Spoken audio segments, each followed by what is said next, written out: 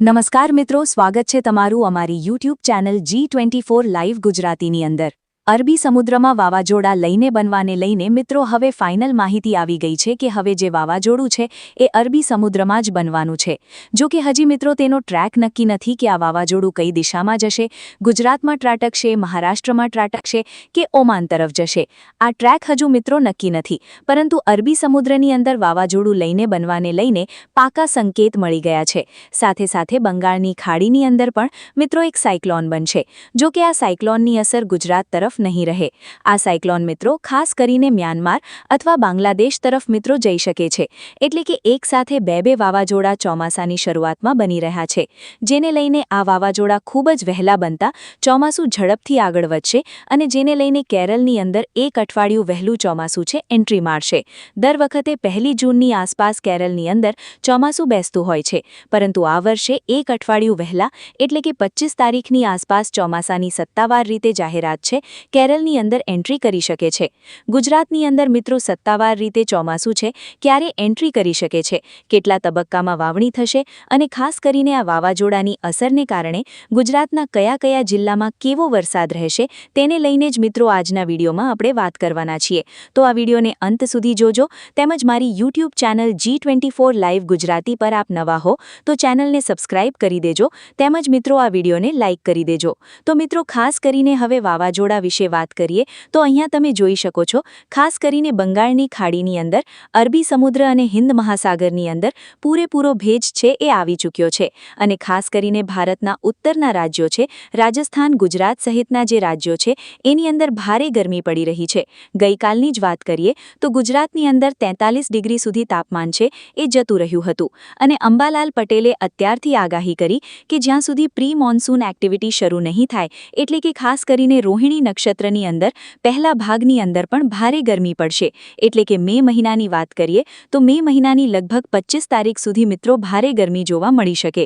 જો વાવાઝોડની અસર ગુજરાતની અંદર થશે તો ખાસ કરીને ગુજરાતની અંદર રાહત મળશે, એટલે કે ભારે ગરમીને કારણે ઝડપથી મિત્રો ભેજ છે એ ભારત તરફ ખેંચાઈ રહ્યો છે અને શરૂઆતની અંદર વાવાઝોડું બનતા અહીંયા તમે જોઈ શકો છો 16 તારીખની આસપાસ આ વાવાઝોડું છે એ આકાર લેશે।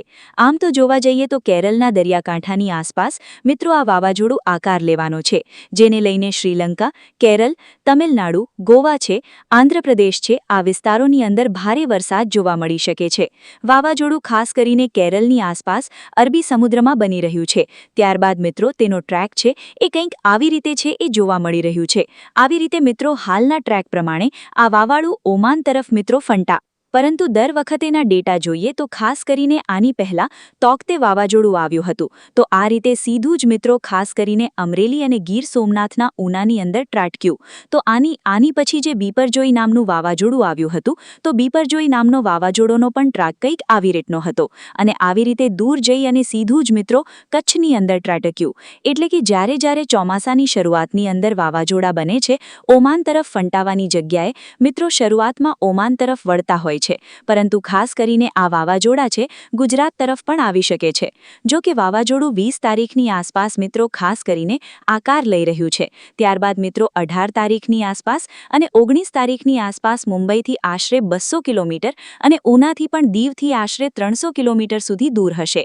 તો ત્યારબાદ મિત્રો તેનો ટ્રેક નક્કી થશે, એટલે કે હજુ પણ 20 દિવસની વાર છે, 10 દિવસની વાર છે। તો 10 દિવસની અંદર ઘણા ખરા આ વાવાઝોડાનો ટ્રેક સી બદલાઈ શકે છે અને ગુજરાતની અંદર મિત્રો આ વાવાઝોડું પણ ત્રાટકી તો નવાઈ નહીં।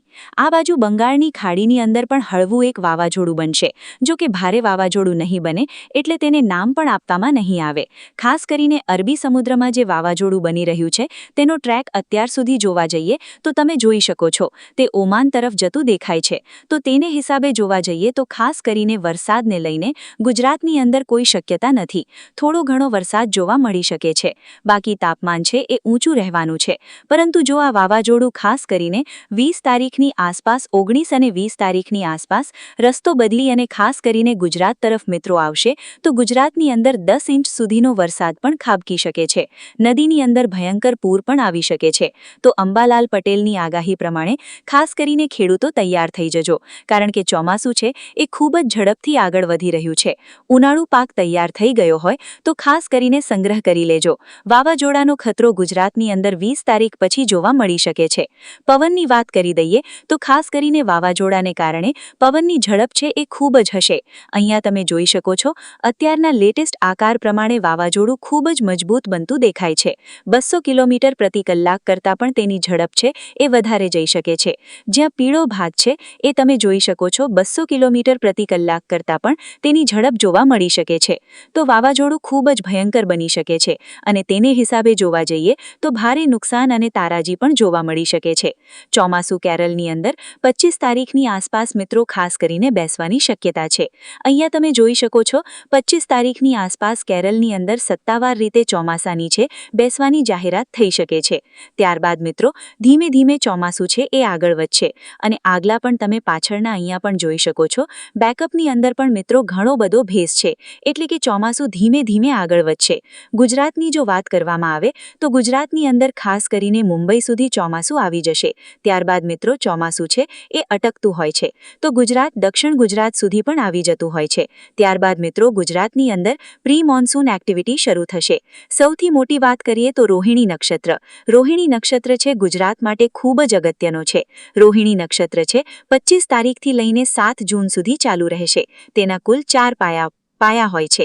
આ 4 પાયામાંથી 3 પાયાની અંદર જો વરસાદ પડે તો ખાસ કરીને આ બોહતર છે એ કાઢતું હોય છે. એટલે કે બોહતર એનો મતલબ એમ કે 72 દિવસ સુધી એટલે કે આમ તો જોવા જઈએ તો 36 દિવસ સુધી વરસાદ પડતો નથી. એટલે કે રોહિણી નક્ષત્રમાં એટલે કે 25 તારીખથી લઈને 7 જૂન સુધી વરસાદ પડવો જોઈએ નહીં. પરંતુ એનો એક કહેવત પણ એ છે કે ખાસ કરીને છેલ્લું એનું જે ખાસ કરીને વરસાદ પડે પરંતુ છેલ્લાની અંદર એટલે કે છેલ્લા જેના 4 ભાગ હોય છે તેના છેલ્લા ભાગની અંદર એટલે કે 7 તારીખની આસપાસ એટલે કે 1 તારીખથી લઈને 7 તારીખ સુધીની અંદર જો વરસાદ પડે તો તમામ દોષ છે એ ખાસ કરીને જતો રહે છે અને ચોમાસું સારામાં સારું જાય છે. પરંતુ જો શરૂઆતમાં વરસાદ પડ્યો અને પછી વરસાદ ન પડે તો બોહતર કાઢતો હોય છે. તો આ વખતે મિત્રો એવું કંઈ નહીં થાય કારણ કે ખાસ કરીને પવનો અને વરસાદ છે ભેજ છે મિત્રો એક્ટિવ જોવા જઈએ તો ગુજરાતની અંદર 14 તારીખની આસપાસ ચોમાસું સત્તાવાર રીતે એન્ટ્રીની જાહેરાત થઈ શકે છે. 7 તારીખની આ એટલે કે રોહિણી નક્ષત્ર પૂરું થાય ત્યાં અને રોહિણી નક્ષત્ર પછી મૃગશીર્ષ નક્ષત્રની અંદર પ્રી મોન્સૂન એક્ટિવિટી તેજ થઈ જશે અને ઘણી ખરા વિસ્તારમાં 7 તારીખથી લઈને 10 તારીખ સુધીમાં વાવણી લાયક પણ સારો વરસાદ છે જોવા મળશે. પરંતુ વાવાઝોડાનો સૌથી મોટો ખતરો રહેલો છે. આ વાવાઝોડું જો દિશા બદલશે અને ગુજરાત તરફ આવશે તો ખાસ કરીને વરસાદની સાથે ભારે તારાજી પણ જોવા મળી શકે છે. છતાં પણ પડે અપડેટ તમને આપતા રહેશું. તો આજના વિડીયોમાં આટલું જ. કોઈ પણ પ્રશ્ન હોય તો જરૂરથી કોમેન્ટ કરજો. અસ્તુ. જય હિન્દ, જય ભારત.